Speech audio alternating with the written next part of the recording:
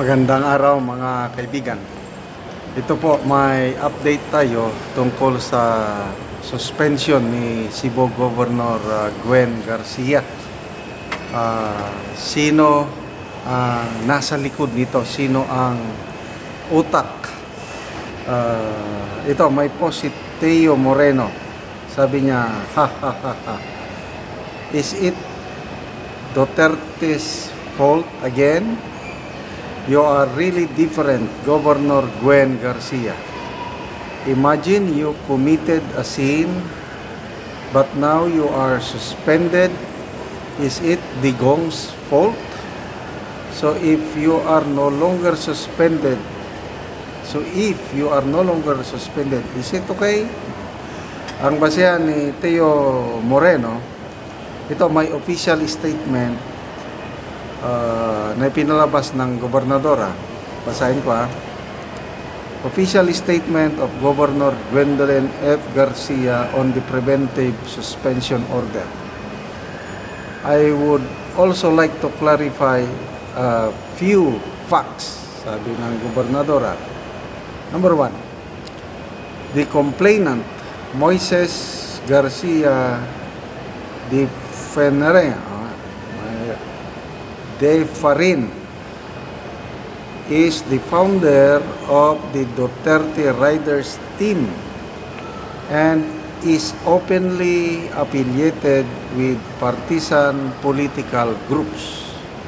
Number 2, the suspension order was issued by Ombudsman Samuel Martires, a known Duterte appointee, and was released with barely 2 weeks before the elections.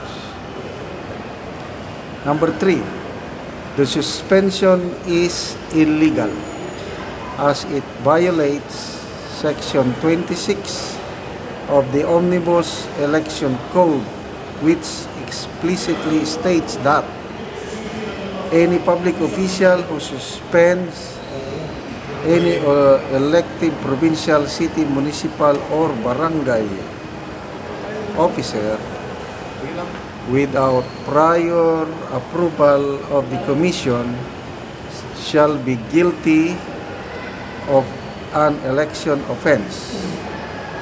This applies during the official election period, which for the May 2025 election runs from January 12 to June 11, 2025. No COMELEC approval was secured prior to the issuance of the suspension. So, yun po ang statement ng suspendidong governor. By the way, 6 months preventive suspension itong ipinataw ng ombudsman. Okay. Magbasa tayo sa mga comments. Teo Moreno, si Digong na-detain sa The Hague, kasalanan niya pa rin. Mark Anthony Lugay, moranag si Auntie Claire, si Tita Gwen. I-blame na lang tanan kay Tatay Digong. My fellow Cebuanos, it's as clear as the morning sun. Governor Gwen has no respect for PRRD at all, contrary to what she publicly declared that she respected the former president. Ipakita nato sugbo ang atong unified vote karong May 12 to replace the leadership in Cebu Capital. Okay, narinig ko nga si Governor Garcia sa isang speech, sinasabi niya na wala siyang binitiwang masamang salita laban kay Pangulong Duterte at nire-respeto pa niya. But this time, nasuspend na siya, nakakulong na si Tatay Digong sa Netherlands, tapos meron ng pahiwatig na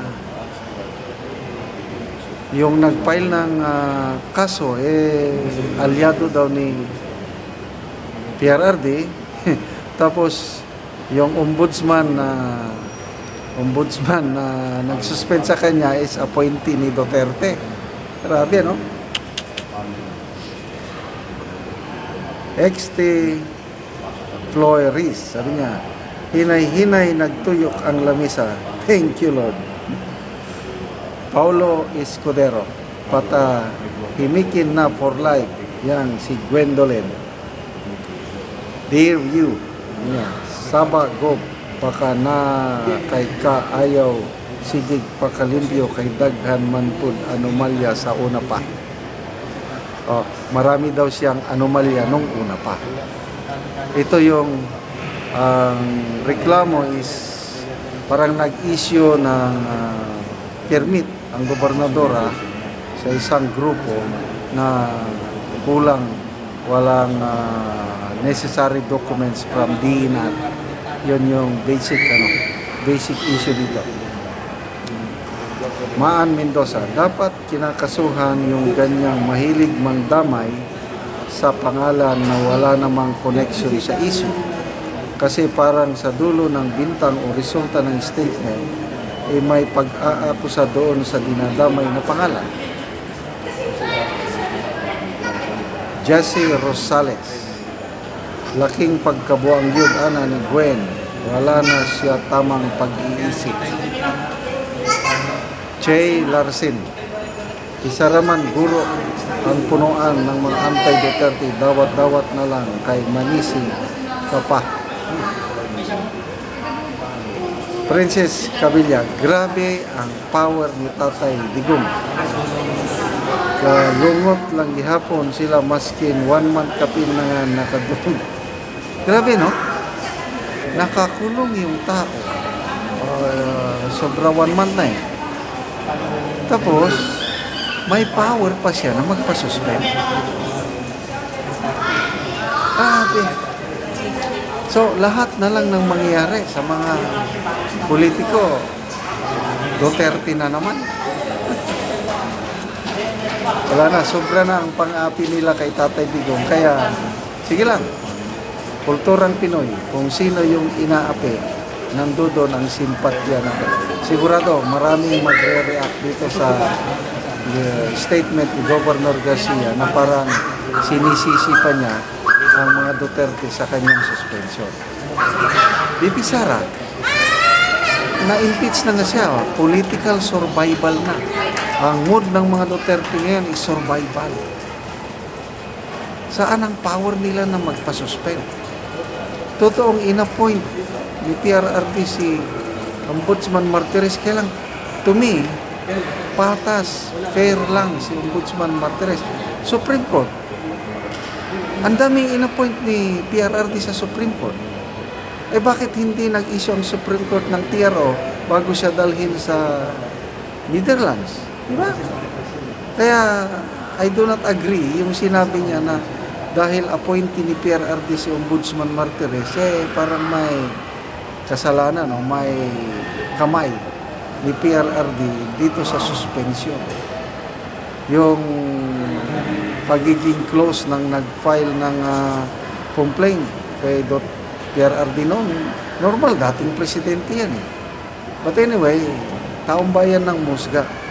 Naniniwala pa kayo na may kinalaman si PRRD sa suspension ni Governor Gwen Garcia?